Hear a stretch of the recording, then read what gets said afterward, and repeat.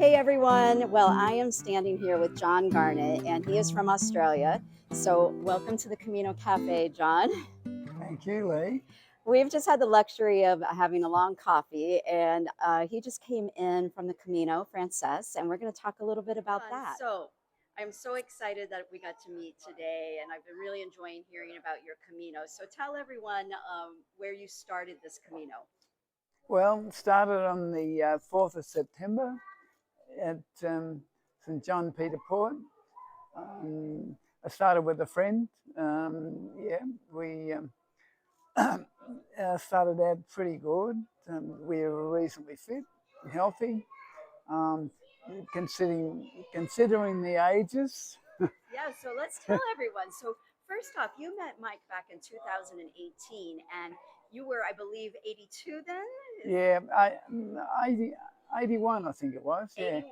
yeah. And you walked the Frances, and I remember Mike telling me that, hey, I got to tell you about this guy that I walked with from Australia because he walked the Camino Frances. And you let everybody know, how many days did you complete the Camino Frances from St. Well, John back in 2018? Well, I did it in 24 days, which is probably, pretty good time for an 80-year-old. Pretty good But, time. I couldn't but do that now. I don't think I could have done it in 24 days, even at 20. That's amazing. but the thing was, I liked what Mike said about me. He did write a book in it. He said, "Here's this Australian, this old Australian. He's got no map, hasn't got any idea directions or anything, and his only training was ballroom dancing." Ballroom dancing, I So love he, it. so he was sending me up a bit, but So now you're 85. yeah, now I'm You're 85. 85, and you just completed the Camino Frances again. Yeah, But you've had some challenges on this walk, so I thought we should I talk a bit had. about that. So you started in St. John. Yeah, yeah, I did. Yeah, I had a few challenges. I think with knee, I do have. Well, um, yeah, with my body, I do have a sore shoulder. Well, Well, you that had was a bit of a couple of falls, right? I had three falls, major falls. One, I fell on the stairs in an Alberga, and it hurt my knee pretty badly. But I limped on for about another 100 k's when I went home to Australia. Yeah, everybody, did you hear that? He has his fall in the Yeah, albergue, but then still walks that next day, 20 some kilometers, you told me. yeah, And then eventually you kept going for another yeah, 100, not on the same day, but I'm saying over yeah, days. But then you decided to go home yeah, um, to Australia, and you were at home for 2 weeks, but you yeah. had this burning desire. You had to Yeah, finish and came back. I thought, damn it, I'm not that bad. I thought the knees, it's still a bit sore, but I think maybe I could complete the Camino. I think I like to complete things once I start. So it's back to Astorga from where I left off, and yeah. But I didn't realise that the season was changing and the weather was atrocious. Oh my goodness, John, you have walked in some Ah, really, really harsh weather. We've ah, had it was so much terrible. rain. I know it was just rain and mud and slush, but that's what the Camino and the finish. You just put up with it. Yeah. But And people are probably going to notice you got a little bit of bruise under your eye, and that yeah, happened from a fall just outside of Tria Castella, yeah. which you told me happened because you weren't what you were. Well, I wasn't watching. I was watching the person in front of me, and I was trying to keep out of her road. But I slipped off an embankment and then slid down and rolled over with the weight of my pack and fell on my face. So, and also broke one of my poles. Oh my goodness, you broke a pole I during that. broke a pole, yeah. Yeah, but nevertheless, you made it into Santiago. Yeah, I You've been did. here healing. Yep. And I want people to know that we're not talking to some guy who is not an accomplished hiker here. So you completed the Appalachian Trail through. It was a through yeah, hike, through and you hike. did that. What Yeah. was it in 2001. 2001, Yeah. and you had read Bill Bryson's book. Yep. Had never hiked in your life. Yep. No, that was the first time. And how heavy was your pack the day you started? It was 30 kilograms. And, which is about 60 pounds? 65 pound it was.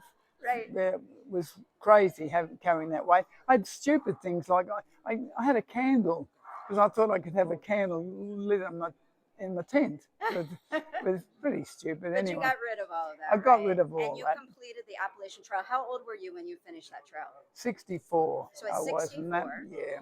And then you walked a huge hike at the bottom of the UK. Yeah. Well, bottom of Yep, which where is did that one start? That's Land's End in Cornwall. That goes through to the top of Scotland, which is St John,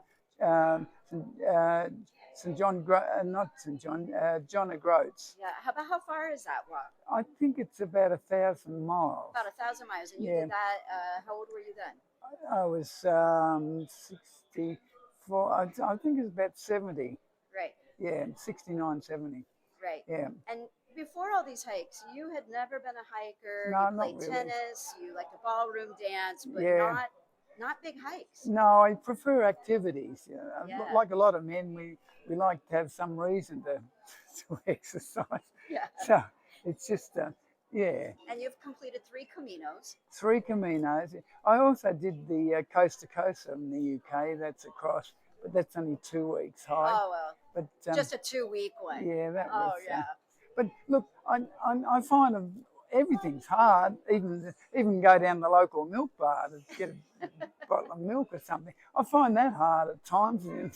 Yeah. So yeah. But you know what I wanted everyone to hear, John, is you and I were sharing some cafe con leches together Yeah. here a few minutes ago. I asked you, what are you most proud of? You've done the Appalachian Trail. You've done these big hikes in the UK. You've done 3 Caminos. What are you most proud of? And what did you say to me? Well, I'm most proud of probably the inner journey where I look to see in my life and come to terms with my early traumas, and I think that's the thing. I think I always look to find the better part of myself and maybe get rid of some of the less impressive parts I've got. And I think that's just a human journey to just to find the life, and maybe in the finish appreciate that what the life we've given. You know, the opportunity that we've given to have this life. Some of us have put up with a lot of tragedies and that, but all in all, this journey is a wonderful thing, and I think to appreciate that. And I'm lucky to be able to have my health at my age where I can walk, I guess. So, yeah. So I think it's important to look after yourself, what you eat, and yeah, and just to maybe just appreciate life. Sometimes I'm pissed off with everything, but a lot of the time, yeah, I see the good side of life, and yep. And there's a lot of people, and the Camino is good for the people you meet and the stories you share, and you find we've all got tales to tell, and it's interesting to listen to what people say, and I've met some wonderful people really. So, yeah. Well, I consider that I've met a pretty wonderful person today. Talking to you has been such a delight, and wow, congratulations on this Camino, but more than anything, congratulations on this inner journey that you've been on, and thank you for inspiring others to walk and sharing your wisdom. Well, thank you, Leigh, for listening to my story, and I appreciate that. And it was nice to hear your story too.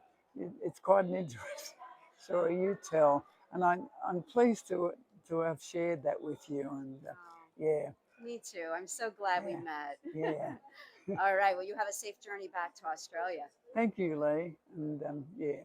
And good luck with your life too. And I think what you're doing is very good, capturing these stories of all these different people. I think it's wonderful. Well, thank you. And big shout out to Mike Gardner for introducing us. Yeah. Yep. Yeah. All the best to Mike too. All right. All right. Thanks so much. Okay. Thank you.